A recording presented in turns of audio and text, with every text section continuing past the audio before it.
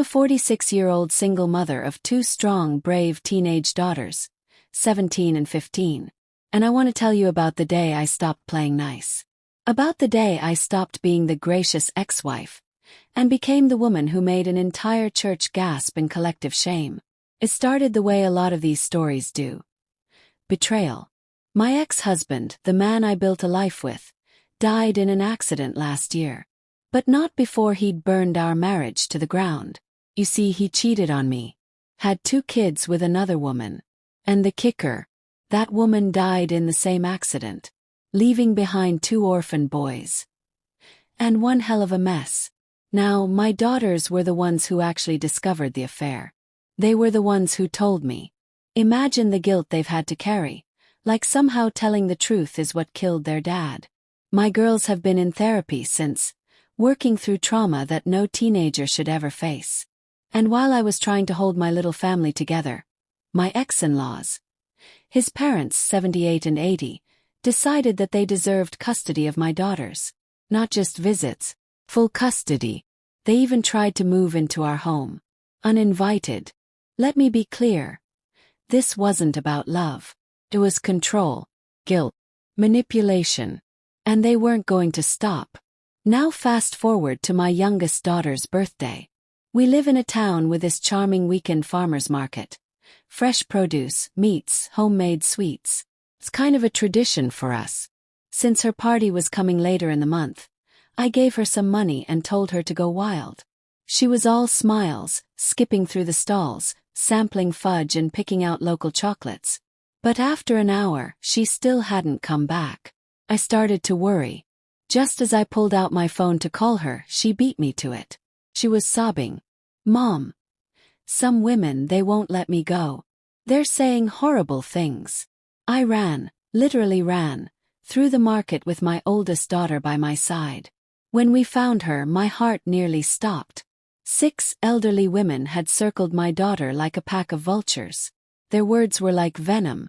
"You selfish little girl. Refusing to see your poor baby brothers. How dare you disrespect your grandparents? You need to be a better Christian. A real sister." I could see my daughter trembling, her face blotchy and red. That's when I snapped. I stepped between them and her like a lioness. My oldest ran off to pay for the sweets and take her sister to the car. And I turned to these so-called godly women, some of whom I recognized from the church we used to attend with my ex's parents, and I let loose. You think screaming at a child makes you righteous.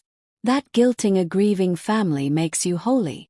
They told me I was disobedient. That a good Christian wife should honor her husband's family, even from beyond the grave. Barf. We were eventually escorted out by market staff.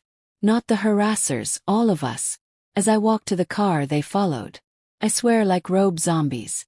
Whispers behind me. Judging eyes. My daughters sobbing in the back seat. That night, after I put my girls to bed, I logged onto Facebook. A friend of mine from the church, someone decent, had messaged me first. "I'm so sorry about today," he said. "But you need to see what your ex-mother-in-law posted." And then he sent me the link. There it was. A long, weepy post in the church Facebook group, complete with photos of her and her husband, looking pitiful and fragile. "Our beloved son is gone," she wrote, "and his wicked wife and daughters have cast us aside. They refuse to care for his orphan children. We are alone, homeless, penniless." The comment section was full of sympathy, condolences, offers of housing, support, even people accusing me of elder abuse and child abandonment. But what made my blood boil was the lie she told to hide the affair. She wrote that the 2 baby boys were born through surrogacy, that I was too barren to give my husband more children, so we'd found a surrogate, and that I'd rejected them because they were boys. Disgusting. Absolutely vile. But here's where things turned in my favor. You see, when my ex died, we were still mid-divorce, which meant I still had all the receipts, the cheating, the texts, the emails. And because the divorce wasn't finalized, I wasn't breaking any laws by sharing them. And oh, I was going to share them. The next day I took off from work and drove straight to the print shop.